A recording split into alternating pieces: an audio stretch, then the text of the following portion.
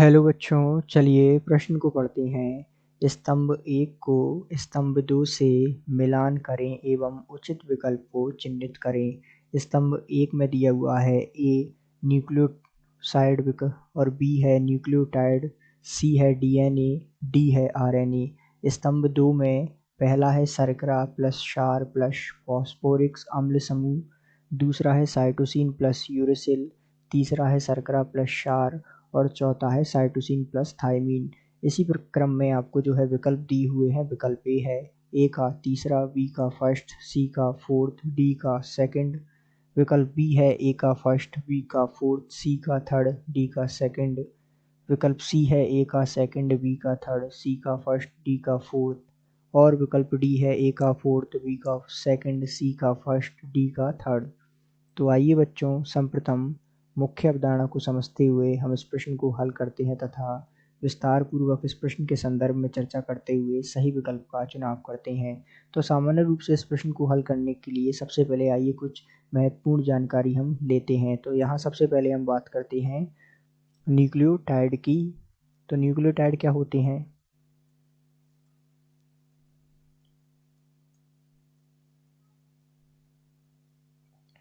तो न्यूक्लियोटाइड क्या होते हैं सामान्य रूप से? यदि हम इसका कुछ इस प्रकार इसका रूप देखें कि शर्करा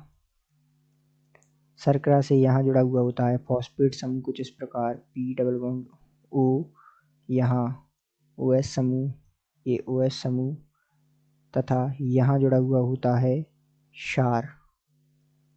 तो ये जो है न्यूक्लियोटाइड का रूप आप कह सकते हो। तो यहाँ पर हम कह सकते हैं कि इसमें क्या होता है, क्षार, शर्करा और फॉस्फेट इकाई जो है इसमें होती है। तो इस प्रकार हम कह सकते हैं कि न्यूक्लियोटाइड अर्थात जो बी है उसका सुमेल हो जाएगा पहले के साथ। इसी प्रकार न्यूक्लियोसाइड की हम बात करें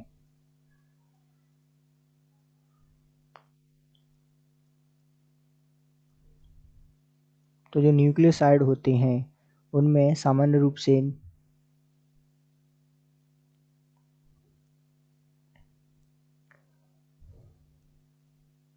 शर्करा और क्षार का तो ये जो है इसमें होता है न्यूक्लियोसाइड में। तो अर्थात हम कह सकते हैं कि न्यूक्लियोसाइड अर्थात ए का जो सुमेल हो जाएगा वो हो जाएगा शर्करा प्लस क्षार अर्थात तीसरे के साथ। इसी प्रकार अब बात करें हम डीएनए में पाए जाने वाले क्षार कौन कौन से होते हैं। तो डीएनए में पाए जाने वाले क्षार के बारे में चर्चा कर लेते हैं।